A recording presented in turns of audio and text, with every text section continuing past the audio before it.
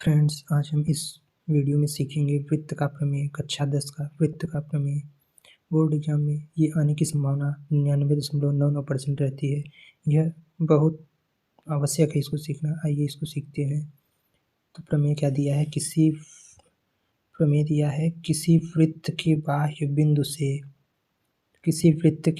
बिंदु से खींची गई दोनों रेखाओं की लंबाइयाँ समान होती हैं। ये दोनों रेखाओं की लंबाई, तो एक मान लेते हैं ये वृत्त है, ये पूरा वृत्त है जिसका केंद्र ये O है। ये O केंद्र वाला वृत्त है और इसके बाहर से दो स्पर्श रेखाएं खींची जाती हैं। एक स्पर्श रेखा ये PA और एक स्पर्श रेखा PB। ये दोनों स्पर्श रेखाएं हैं, इनको इसके बराबर, ये दोनों दिखाना है हमें बराबर है। तो हमें सिद्ध क्या करना है? सिद्ध करना है कि PA बराबर PB, PA PB के बराबर है। अब हमें दिया क्या है? दिया है O केंद्र वाला वृत्त है। दिया है O केंद्र वाला वृत्त है। अब हमें उपपत्ति में लिखते हैं क्या करना है हमें सिद्ध।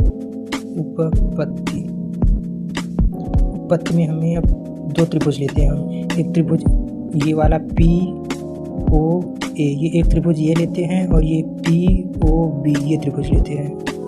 तो हम लिखते हैं त्रिभुज PAO तथा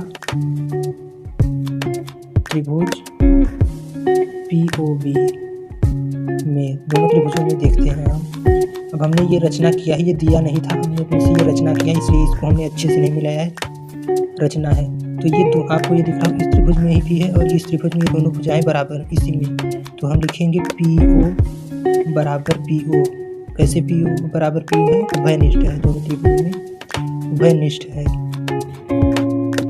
फिर आगे और हमें ये दिख रहा AO और OB, ये दोनों एक ही वृत्त की त्रिज्याएं हैं, तो एक ही वृत्त की परस्पर त्रिज्याएं बराबर होती हैं। तो AO बराबर BO, ये कैसे बराबर है? त्रिज्या है दोनों,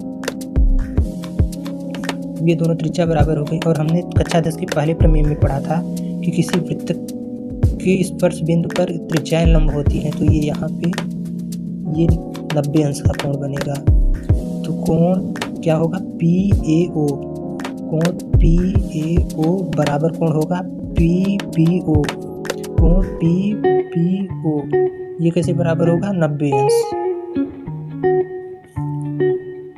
अब ये तीन भुजाएं बराबर हो गई, तो अब यहाँ पे लगाएंगे RHS सर्वांग समता, जो हमने कक्षा 9 में पढ़ा था। RHS सर्वांग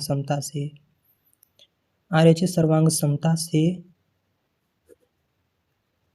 ये हो जाएगा त्रिभुज PAO, ये सर्वांगसम का चिन्ह POB। अब ये वाला त्रिभुज, ये इस वाले त्रिभुज का, ये वाले त्रिभुज दोनों परस्पर सर्वांगसम हो गए। अब सर्वांगसम हो गए तो हम लिखेंगे